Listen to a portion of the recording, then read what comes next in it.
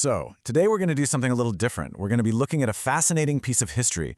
Not a religion itself, but how that religion was explained and understood over 100 years ago. We're diving deep into this book from 1916 called The Story of Islam to really get a handle on a very specific and pretty influential point of view from that time. Okay, I want you to just picture this for a second. The year is 1916. The Great War, World War I, is absolutely tearing the world apart. And a British author, Theodore Lunt, is putting out a new edition of his book, and he writes this. I mean, wow. He sees Islam not just as another religion, but as a future global problem, and, maybe more surprisingly, as a great reproach to his own faith. That is some seriously intense framing, and it really sets the stage for everything that follows. And this is absolutely crucial to understanding what we're talking about today. You have to remember, this book is a historical artifact. It wasn't written for religious scholars, and it certainly wasn't written for Muslims. It was written by a Christian missionary for the future ruling class of the British Empire, the schoolboys he believed would go on to shape the world. So everything we're about to see is filtered through that very specific, very powerful lens. Okay, let's dive into Lunt's actual argument. He kicks things off by trying to solve what he sees as a big puzzle. How on earth did this new faith explode out of Arabia with so much speed and so much power? His answer, interestingly, doesn't start with swords or armies. It starts with an idea. So according to Lunt, the Arabia that Muhammad was born into was, well, a mess. He describes it as this chaotic tangle of tribes, each with their own gods and idols, constantly trapped in these cycles of violent blood feuds. And then, into this chaos, comes this message of stunning simplicity. One God, one prophet, one book. Lunt's whole point here is that this idea all by itself was revolutionary. It was powerful enough to take all that chaos and forge a single, unified people. For Lunt, this was the engine. This deep, personal sense of divine revelation. He argues that this absolute conviction, the belief that God had finally spoken directly to the Arab people, is what lit the fire. It created this unstoppable passion in the first followers. It wasn't about politics yet. It was about this raw, personal belief.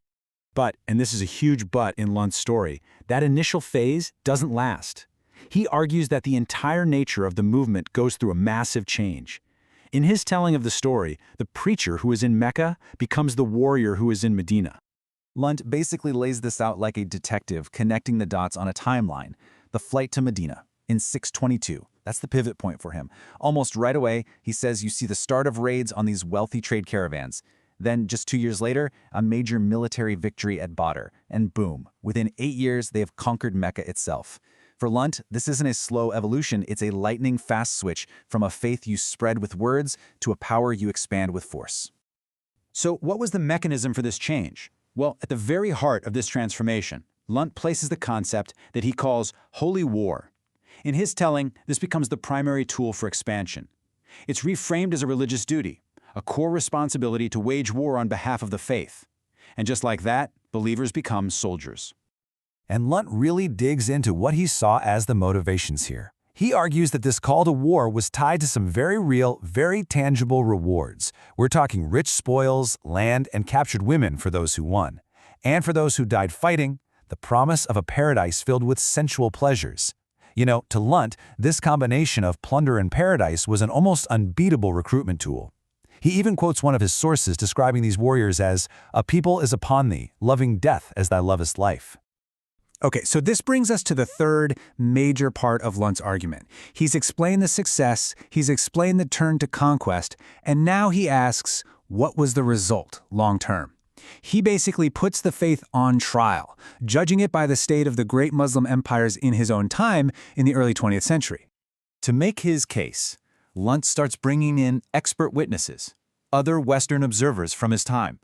He pulls this quote from a historian, Professor Freeman, describing the Ottoman Empire, and it is harsh. He calls it a rule of cruelty and brutal lust, saying it wasn't even a real government, but just organized brigandage.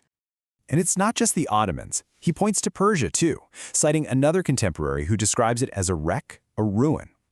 Lunt uses these outside accounts to build his argument that Islamic rule, over the centuries, hadn't led to progress, but to what he calls a kind of societal paralysis. So then he asks why. Why, in his view, did this happen? He tries to trace what he sees as failure all the way back to the core beliefs. He argues that a vision of God as a distant, despotic will creates a sense of fatalism.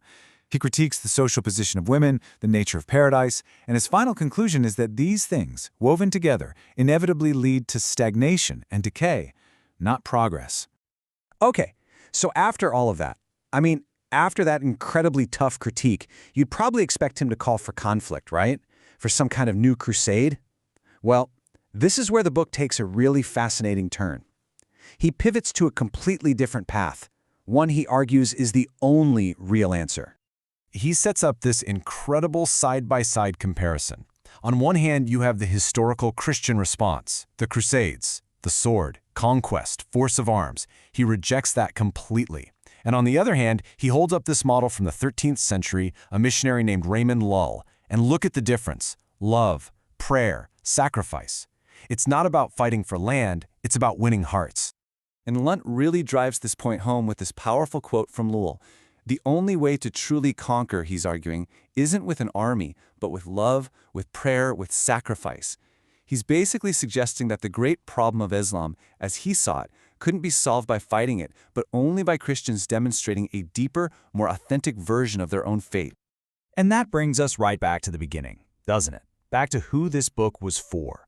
Lunt wasn't just writing a history lesson. He was giving a direct charge to the next generation of British leaders. He was telling them that their job, their great task in the world, was not to destroy, but to build. So we're left with this really provocative idea, especially for a man writing in 1916. His final lesson is that the ultimate response to a belief system you disagree with isn't to attack it with force, but to outmatch it with virtue, to provide a more profound, more compelling example of your own beliefs.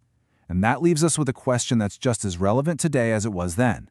In any conflict of ideas, what does it really mean to build instead of to destroy?